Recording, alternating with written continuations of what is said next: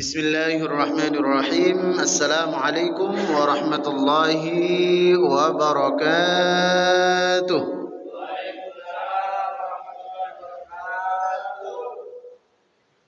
Alhamdulillah. Alhamdulillahilladzi an'amana bi ni'matil iman wal Islam. Wassalatu wassalamu ala asyrafil anam Sayyidina wa maulana Muhammad wa ala alihi wa ashabihil kiram. Qalu subhanaka la ilma lana illa ma 'allamtana innaka antal alimul hakim.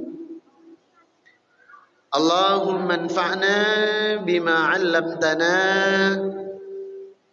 wa 'allimna ma yanfa'una wa zidna 'ilman nafi'an. Allahumma faqihna fid din wa 'allimna at-ta'wil, amma ba'du. Yang kami hormati segenap pengurus Dewan Kemakmuran Masjid Baitus Salam, yang kami muliakan Bapak Imam Masjid Baitus Salam, para alim ulama, tokoh masyarakat, serta seluruh jamaah yang sudah hadir pada malam hari ini. Pertama sekali,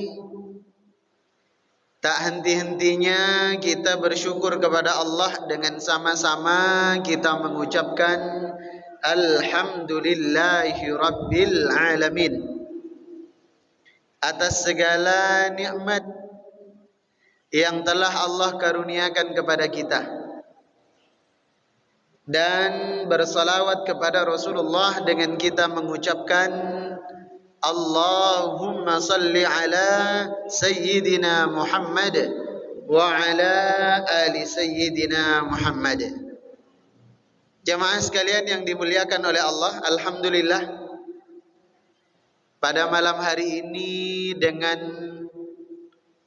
usaha yang tertatih-tatih untuk istiqomah, dengan tantangan yang tidak mudah untuk tetap duduk di majelis ilmu, Allah memilih kita untuk istiqomah menjaga. Mudah-mudahan keistiqomahan ini yang kelak mengantarkan kita semuanya wafat dalam keadaan husnul khatimah. Amin ya rabbal alamin. Meskipun satu kelompok di sebelah kiri, satu kelompok di sebelah kanan, kami bingung ini mau menghadap kemana.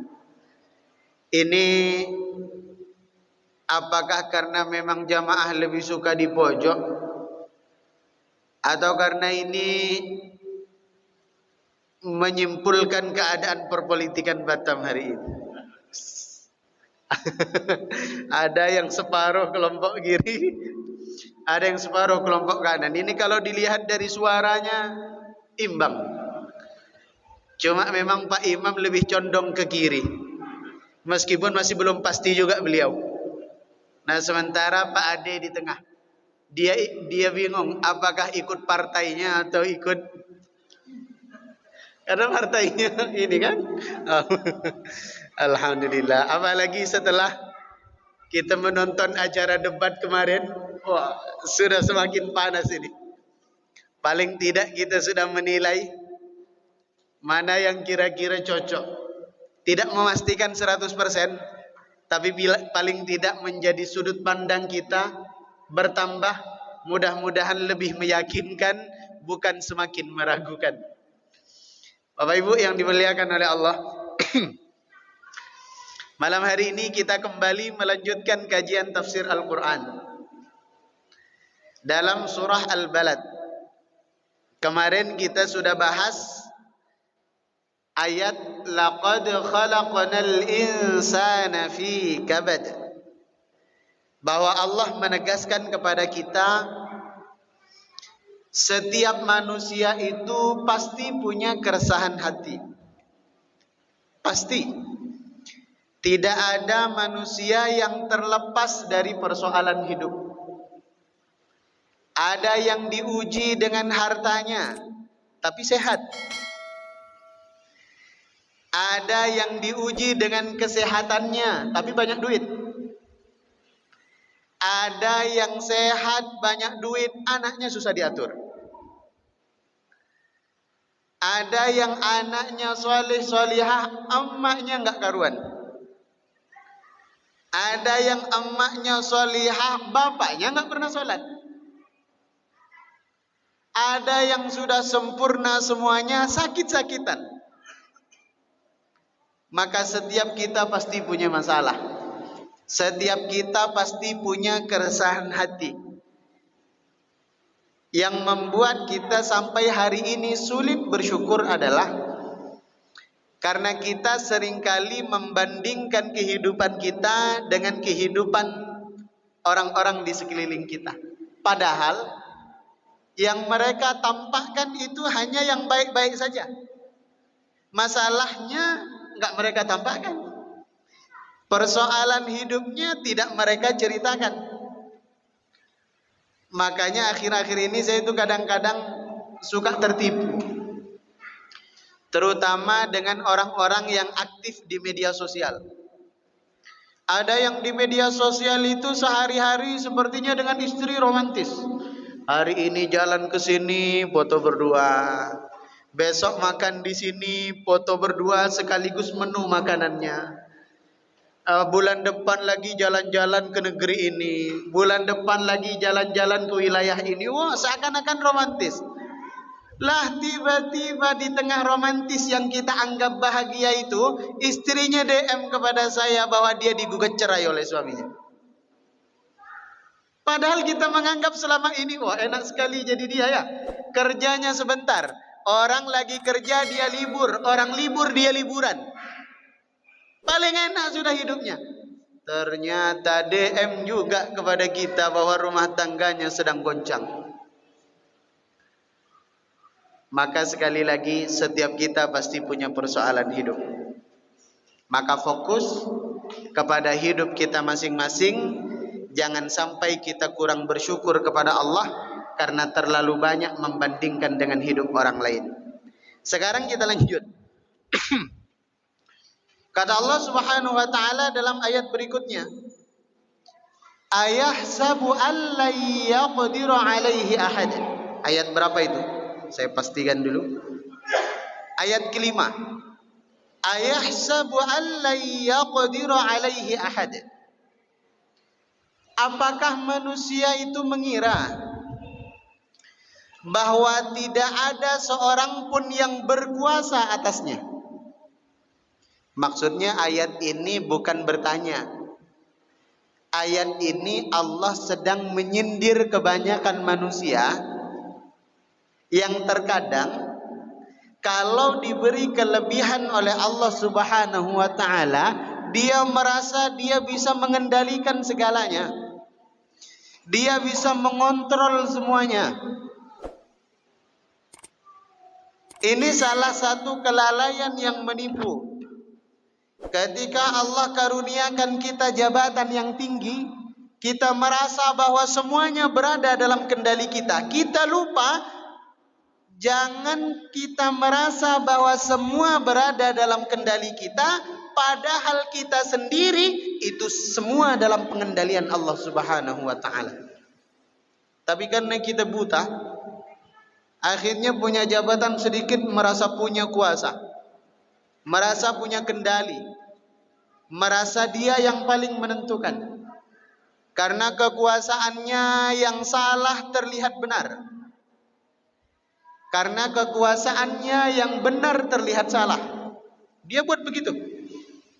Karena kekuasaannya dia menjadikan orang yang salah diputus bebas, sementara yang tidak salah dihukum dalam penjara. Kenapa? Karena kadang-kadang manusia begitu. Dikasih kelebihan sedikit, dikasih nikmat sedikit, dikasih rizki sedikit, kalau bahasa kitanya dia langsung berada di atas angin. Padahal kadang-kadang jamaah sekalian, salah satu bentuk murkanya Allah kepada seorang hamba adalah dengan diberikan nikmat sebanyak-banyaknya, diberikan rizki seluas-luasnya, yang tujuannya nanti agar dia terus terbang, terus lalai, terus terbuai. Ketika dia sudah mulai berada di atas awan, di atas angin, barulah nanti tiba-tiba Allah hampaskan dia ke tempat yang paling rendah. Summa radadnahu asfala safilin. Maka kita hari ini yang sedang berada di atas tapi lupa menengok ke bawah, dan kita yang sedang berada di atas sehingga lupa bahwa masih ada yang lebih atas dibanding kita, yaitu Allah, tinggal menunggu kapan waktu jatuhnya. Ayat yang ke-6 kata Allah, yaqulu ahlaktu malan lubada. Mereka manusia yang Allah karuniakan kelebihan itu, manusia yang Allah beri rizki itu, mereka semuanya berkata, ahlaktu malan lubada. Aku telah menghabiskan banyak uang yang sudah aku hambur-hamburkan. Dulu mungkin kita kurang nyambung ketika membaca ayat ini. Apa maksud Allah itu? Manusia itu berkata, ada majelis juga kita ini rupanya. Manusia itu berkata bahwa aku telah menghabiskan banyak harta untuk dihambur-hamburkan. Dulu mungkin kita membaca ayat ini, apalah maksudnya ini? Menghabiskan banyak harta untuk dihambur-hamburkan, untuk memuluskan kehendak dan kemauan. Ternyata hari ini kita lihat di berita, ya Allah, asal punya harta, asal punya uang, apalagi di negeri kita tercinta ini, apa yang tak bisa. Bahkan berita yang membuat kita kaget kemarin, ada hakim yang menvonis bebas tersangka, ternyata tak lama kemudian terkena OTT. Berapa miliar itu uang. Ada lagi pejabat Mahkamah Agung, berapa tahun itu menjabat Mahkamah Agung, hartanya puluhan triliun. Dari mana itu? Dari mana? Karena melihat gaji hakim itu padahal kecil, sangat kecil. Tapi kenapa bisa punya harta sedemikian banyak? Ternyata jadi makelar kasus. Siapa yang banyak uang bisa bebas. Siapa yang banyak uang bisa tidak bersalah. Dan siapa yang tidak punya uang, tidak salah pun bisa dijebloskan ke dalam penjara. Maka jamaah sekalian yang dimuliakan oleh Allah, hari ini ayat itu baru terbukti bahwa semua hari ini bisa dibeli dengan harta. Kehormatan seorang wanita dibeli dengan harta. Kalau zaman dahulu wanita tersinggung, misalnya kita naksir seorang perempuan, kemudian kita tanya maharnya. Kalau saya berkehendak untuk menikahi kamu, berapa mahar yang mesti saya sediakan? Berapa uang yang mesti saya siapkan? Itu wanita zaman dahulu tersinggung. Kenapa? Karena dianggapnya kita menilai harga dirinya dengan harta. Menilai harga dirinya hanya dengan rumah, dengan kendaraan, dengan mas kawin, dengan pelaminan. Mereka tersinggung. Tapi di zaman sekarang nggak perlu pakai kode-kode, langsung 500 nego, 250 bisa kurang, 150 dapat. Ini ayat-ayat Allah sudah mulai terbukti ini. Banyak di antara kita yang memudahkan segala urusan atas nama uang. Hilang harga diri karena uang, hilang amanah karena uang, hilang kejujuran karena uang. Saya masih ingat dahulu. Ada seorang muadzin di salah satu masjid. Masjid besar. Infak Jumat itu tidak pernah kurang dari 15 juta. Infak Jumat saja, bukan infak hari-hari. Kalau salat tarawih, satu malam salat tarawih 5-6 juta kali 30 hari. Suatu hari ada seorang muadzin. Menurut pengurus, muadzin ini dari gelagat-gelagatnya, dari gaya hidupnya sudah tidak sesuai dengan gaji yang didapat. Anak muda kan? Wah, motornya ya Satria yang tang tang tang tang tang tang tang tang tang. Hari-hari dimodif, ininya dimodif, itunya dimodif. Helmnya mahal. Jam tangan bertumpuk di kamar. Bajunya bagus-bagus. HP-nya HP yang sangat mahal. Ini ibarat KPK itu. Kalau gaya hidup melampaui gaji yang semestinya dia terima, ini ada indikasi. Maka ditelitilah beberapa bulan. Tak ketemu. Di mana letak salahnya? Enggak ada. Tapi tetap curiga. Ini dapat dari mana? Karena hanya muadzin, kecuali dia punya bisnis di luar. Mungkin usaha apa, mungkin jualan apa, mungkin kerja sampingan apa, bisa jadi. Tapi ini enggak ada. 24 jam di masjid. Tahu tidak jamaah? Dia dapat uangnya dari mana? Jadi dia itu bertugas kalau Jumat membuka kunci kota infak. Jadi kota infak itu dibarisin gitu. Di sini yang tukang hitung. Nah, dia yang buka kunci. Dikeluarkan semuanya. Ternyata tidak semua uang di dalam kota infak itu dikeluarkan.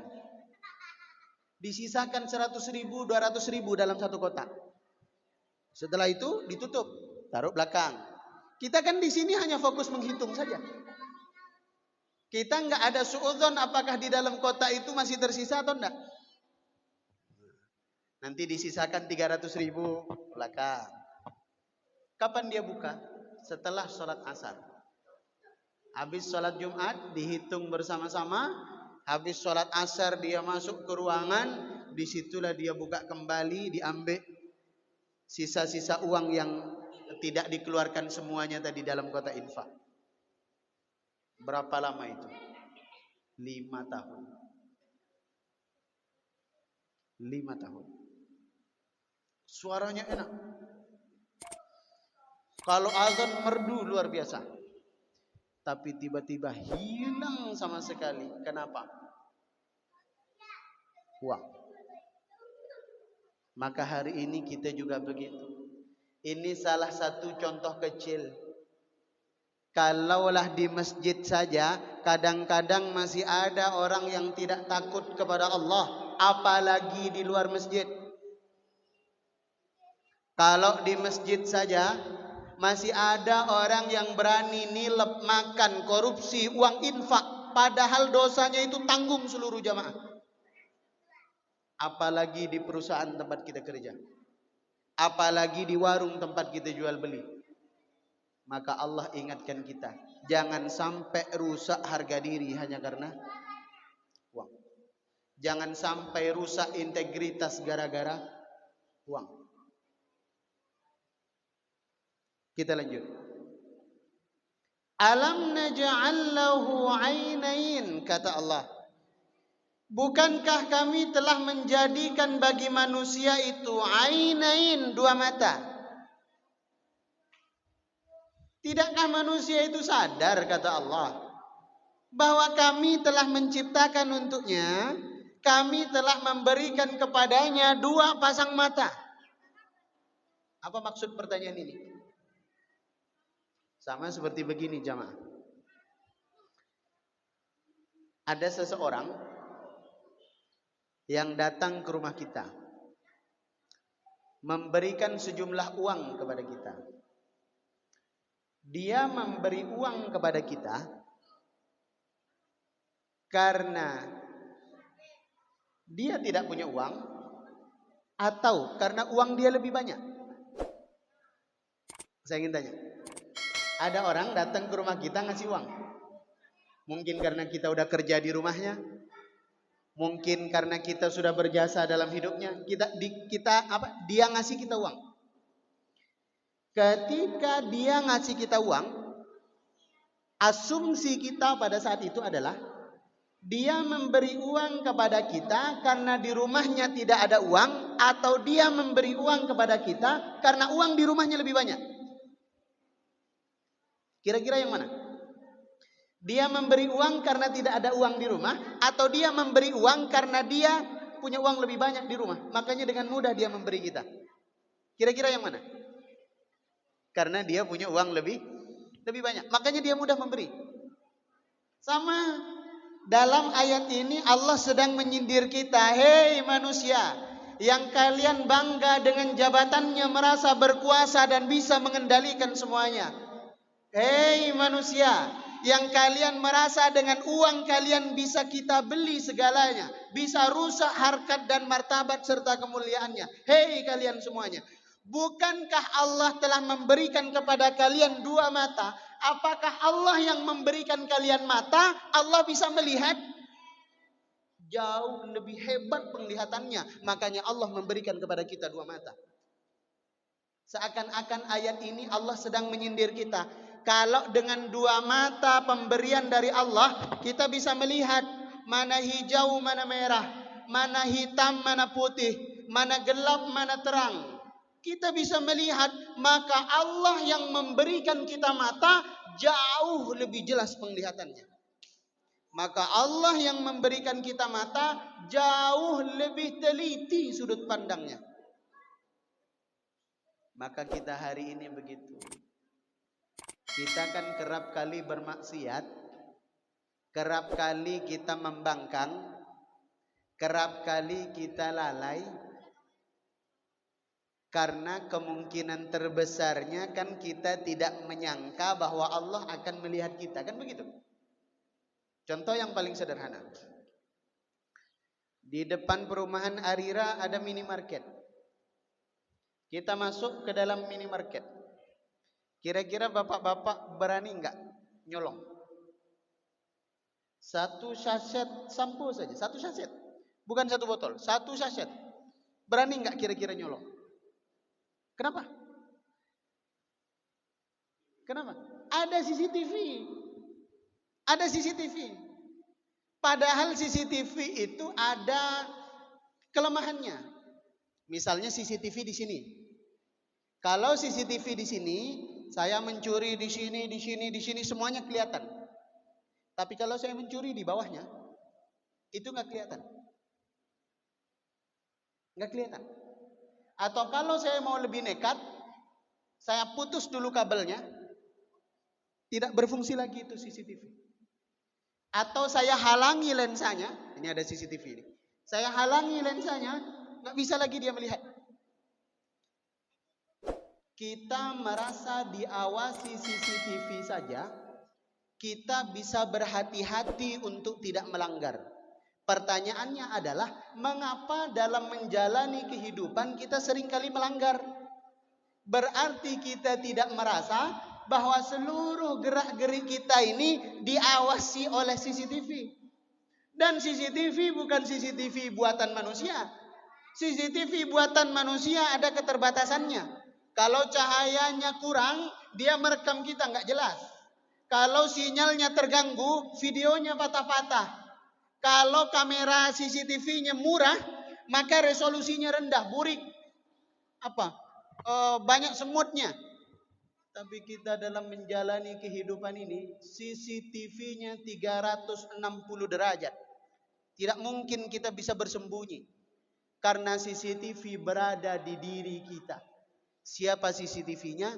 Ma yalfidhu min qaulin illa ladaihi raqibun atid. Semua tindak tanduk kita, semua percakapan pembicaraan kita, dan semua yang terlintas bahkan di dalam hati kita, semuanya dicatat oleh malaikat raqib dan malaikat atid. Maka dalam ayat ini Allah menyindir, kalau Allah mampu memberikan manusia itu penglihatan, bukankah itu artinya Allah lebih hebat penglihatannya? Kalau Allah lebih hebat penglihatannya, mengapa kita masih melanggar hari ini? Mengapa kita masih durhaka hari ini? Mengapa kita masih lalai hari ini? Padahal kita masuk minimarket nggak berani, kita melanggar hanya karena CCTV. Berarti sejauh ini kita belum begitu yakin bahwa Allah itu maha jeli penglihatannya, maha teliti penilaiannya kepada kita. Lanjut berikutnya. Walisanan wa syafatain. Tadi yang Allah singgung kedua mata. Sekarang yang Allah singgung walisanan wa syafatain. Bukankah Allah itu telah menjadikan untuk manusia lisan, punya lidah, wa syafatain, dan dua bibir. Sehingga dengan lidah dan bibir itu menjadi satu komponen sehingga dia bisa bicara dengan sempurna. Dari sini kita belajar, jamaah, bahwa yang membuat kita sempurna bicara itu karena ada sepaket lengkap, sepaket bibir atas bawah dan dengan lisan yang lidah yang panjang. Kalau salah satunya nggak ada, kita nggak mungkin bicara sempurna. Bibir atas bawah ada, tapi lidahnya pendek, jadinya cadel. Cadel itu masalah di lidah pendek. Bibirnya lengkap. Atau lidahnya cukup panjang, tapi bibir atas bawah atau mungkin salah satunya bermasalah. Mohon maaf, orang sumbing. Bicaranya nggak jelas. Maka karena Allah ciptakan paket lengkap itu, bibir ada atas, ada bawah, lidah kita cukup, kita berbicara dengan sempurna. Dan Allah sedang menyindir kita. Kalau dengan karunia dari Allah kita bisa berbicara dengan sempurna, bukankah nanti pembicaraan dari Allah itu jauh lebih sempurna dari apa yang kita bicarakan hari ini? Makanya nanti di akhirat ketika ditanya kita oleh Allah Subhanahu wa taala, yang menjawab bukan lisan. Yang menjawab bukan lidah, bukan bibir. Karena lidah dan bibir bisa ngibul, bisa ngeles, bisa bohong, bisa mengarang cerita. Tapi nanti yang akan langsung menjawab adalah persaksian dari Allah Subhanahu wa taala. Maka nanti di akhirat ada orang yang dusta. Kenapa dulu kamu gemar bersedekah? Ini ada dalam hadis Nabi. Ada seorang hamba yang nanti dia ditanya oleh Allah, kenapa kamu dulu gemar bersedekah? Hamba itu menjawab, ya Allah, karena kami mengharap ridhamu ya Allah. Karena kami mengharap cinta darimu ya Allah. Karena kami mengharap balasan kebaikan darimu ya Allah. Apa kata Allah? Kadzab, kamu bohong. Kamu dulu gemar infak sedekah hanya ingin dikatakan dermawan. Dan kamu dulu sudah mendapatkannya. Karena manusia di sekelilingmu sudah menamai kamu, menjuluki kamu dengan orang yang paling dermawan. Karena dulu itu tujuan kamu, sekarang kamu tidak dapat apa-apa. Ditanya lagi orang ahli ibadah. Orang ahli ibadah, kenapa dulu kamu rajin sholat? Kenapa kamu dulu rajin puasa, baca Quran, haji, umrah? Kenapa? Untuk mendekat kepadamu ya Allah. Untuk mencari ridhamu ya Allah. Untuk menjadi hambamu ya Allah. Apa kata Allah? Kadzab, kamu bohong. Kamu dulu beribadah supaya disanjung sebagai ahli ibadah. Dan manusia dahulu sudah menyanjung kamu. Sekarang kamu gak dapat apa-apa. Terakhir, ini yang paling saya takutkan. Datanglah ahli ilmu. Ditanya sama Allah, kenapa kamu dulu berdakwah? Kenapa kamu dulu menyebarkan agama Islam hingga ke pelosok-pelosok? Apa tujuannya? Oh, kami ingin meneruskan perjuangan Nabi Muhammad ya Allah. Kami ingin menegakkan agamamu ya Allah. Kami ingin mendapatkan bagian dari berjihad, berjuang membela agamamu ya Allah. Apa kata Allah? Kadzab, kamu bohong. kamu dulu berdakwah, menyampaikan ilmu, supaya kamu dibilang seorang alim, seorang berilmu, supaya dihormati saja, supaya dicium tangannya saja, supaya diberi amplop saja, supaya disuruh duduk paling depan saja, supaya disediakan kursi paling tinggi saja. Dan dulu sudah kamu dapat, hari ini kamu gak dapat apa-apa. Ini menjadi bukti jamaah sekalian, bahwa apa yang kita katakan hari ini terkadang tidak sesuai apa yang kita katakan dengan apa yang dalam hati kita niatkan. Sementara nanti di akhirat, percuma kita membuat cerita panjang lebar, karena Allah Maha tahu dengan segala persaksiannya. Lanjut, kata Allah Subhanahu wa taala, falaqtahamal aqabah. Maka mengapa manusia itu tidak memilih jalan yang mendaki? Aqabah itu artinya jalan yang mendaki, jalan menanjak. Apa maksudnya ini jalan menanjak ini? Ulama mentafsirkan, jalan menanjak yang dimaksud adalah kebaikan, amal soleh. Kenapa? Kenapa Allah membahasakan amal soleh dengan istilah aqabah yang artinya tanjakan, jalan yang menanjak? Karena seakan Allah memberikan isyarat kepada kita untuk melakukan amal soleh, untuk melakukan kebaikan butuh perjuangan, butuh pengorbanan. Sebagaimana kita menanjak satu bukit, sebagaimana kita naik ke puncak gunung, butuh banyak sekali yang mesti dikorbankan, apapun amal solehnya. Maka kata Allah Subhanahu wa taala, hei kalian semua manusia, kenapa kalian tidak memilih jalan menanjak, yaitu amal soleh, yaitu kebaikan? Karena tidak ada kebaikan yang mudah jamaah. Sholat jamaah di masjid itu enggak mudah. Godaan di rumah berat, apalagi ini hari Minggu. Untuk duduk di majelis ini juga bukan mudah. Juga bukan mudah. Mungkin istri di rumah sudah koda-koda, bang, abang seminggu ini kerja, masa hari Minggu ini juga masih sibuk? Ajaklah kami ke MTC makan kerak telur kah, makan telur gulung kah, makan cimol kah. Mungkin anak kita sudah merintih dari pagi, Pak, kita nggak jalan-jalan, Pak. Mungkin malam hari ini juga tontonan TV di rumah lebih menarik. Mungkin sofa kasur di rumah lebih menarik daripada kita duduk di majelis. Semuanya butuh perjuangan. Bahkan yang sedang berbicara ini dari subuh belum balik sampai sekarang. Bukan karena tidak capek, karena semuanya butuh pengorbanan. Maka Allah bahasakan aqabah, kebaikan itu ibarat jalan yang menanjak. Seperti kita naik sepeda. Saya lagi hobi naik sepeda. Kalau jalan ke Keprimul gampang, karena relatif, ya kalaupun nanjak nggak terlalu terjal. Tapi kalau ke Nongsa, waduh itu tantangan berat. Kenapa? Nanjaknya luar biasa, kayak mau pecah betis. Entah karena memang saya yang lemah, atau sepeda saya yang murah. Setelah saya cerita ke orang-orang yang ahli sepeda, rupanya penyebabnya dua-duanya. Karena sayanya yang lemah, dan sepeda saya yang murah. Allah, jalan menanjak luar biasa. Setelah itu memang enak turunan, tapi harus melewati dulu tanjakan. Nah, amal soleh itu seperti itu.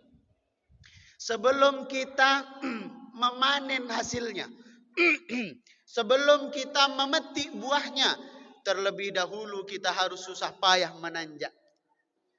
Tak ada kebaikan yang tidak ada kebaikan yang mudah. Tidak ada kebaikan yang sederhana. Semuanya butuh pengorbanan. Dan saya kagum luar biasa, karena setiap jamaah yang hadir pada malam hari ini itu memiliki pengorbanannya masing-masing.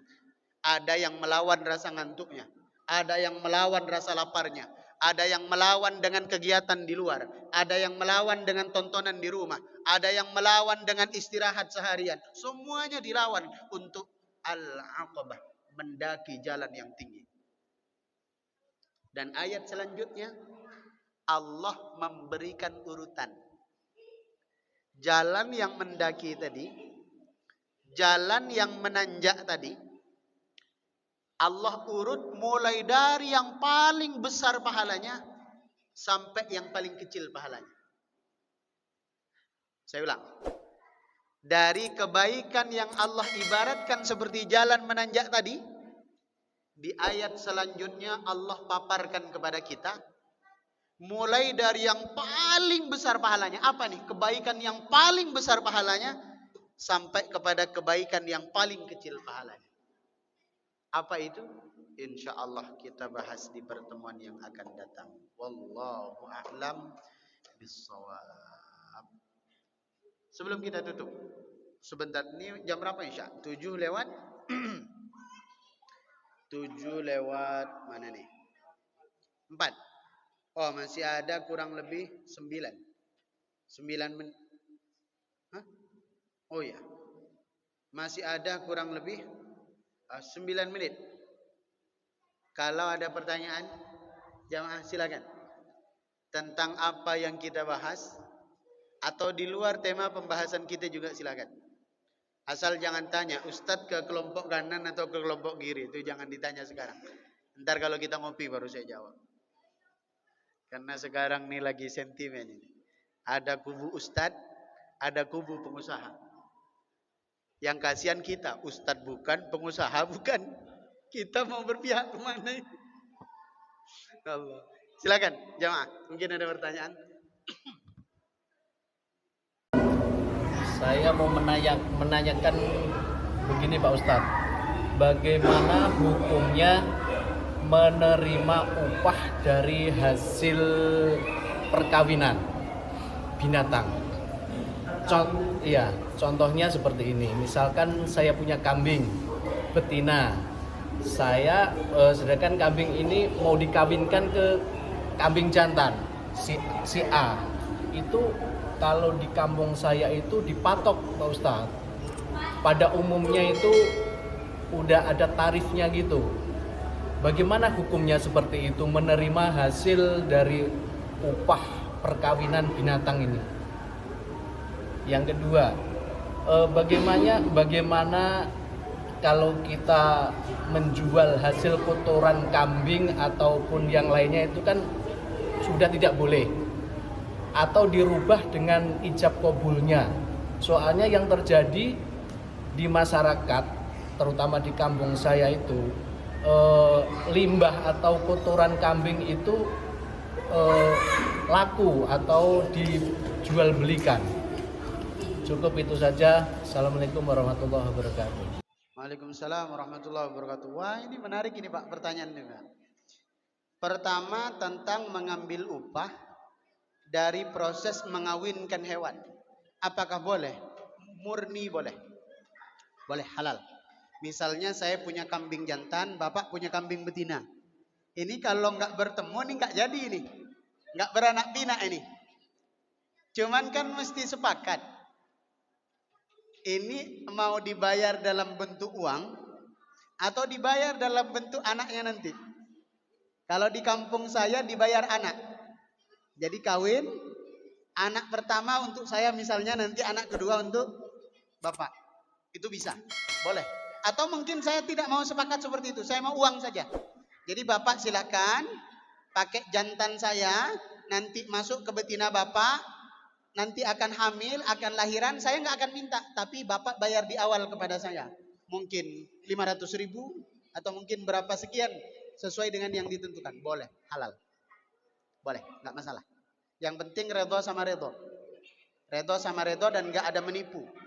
Kalau ternyata sudah disepakati 500.000, ternyata pas hamil kambing Bapak hamil 2 ekor.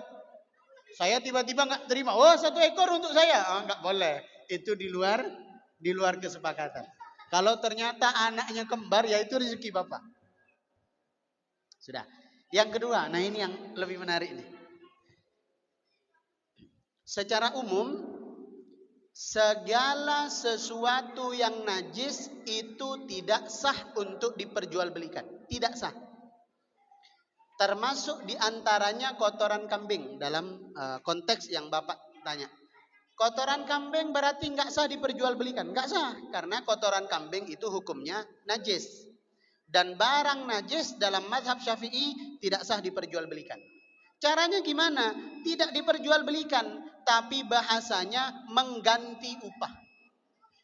Bapak punya kambing, berikut kandangnya di rumah. Tapi saya punya kebun. Kebun saya ini nggak akan tumbuh kalau tanpa pupuk kambing dari Bapak. Kalau saya bilang, Pak, datang saya ke rumah Bapak, Pak, saya mau beli kotoran kambing 1 karung, 100.000, nggak sah transaksinya. Karena saya membeli najis, Bapak menjual najis, nggak sah. Tapi kalau akadnya dirubah, Pak, saya mau memberi upah kepada Bapak atas 1 karung nih kotoran kambing. Bapak kan udah punya kambingnya, sudah apa? Ya membersihkan dari kandangnya, masukin ke karungnya, itu kan semuanya butuh usaha itu kan. Dan paling tidak butuh ketelatenan karena baunya itu aroma boba itu. Dimasukkan ke dalam karung, saya kasih upah. Bapak minta upah berapa dari kotoran kambing itu? Saya minta upah 100.000. Akad pertama tidak sah karena niatnya membeli kotoran najis. Akad kedua menjadi sah karena saya tidak membeli kotoran. Saya memberi upah kepada Bapak karena Bapak telah mengumpulkan kotoran itu dan kotoran itu diberikan kepada saya. Jadi saya tidak membeli kotorannya, saya memberi upah kepada Bapak yang sudah mengumpulkan kotoran itu. Sama dalam makna yang lebih luas, seluruh najis begitu.